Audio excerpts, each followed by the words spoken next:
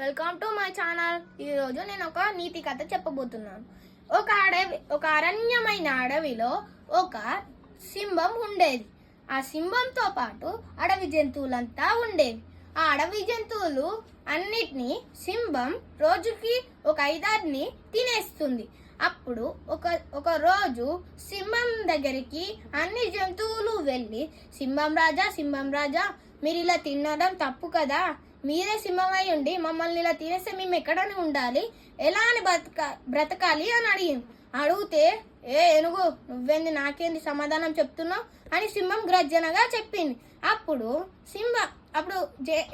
జంతువులన్నీ సింహం దగ్గర నుంచి వెళ్ళిపోయాయి.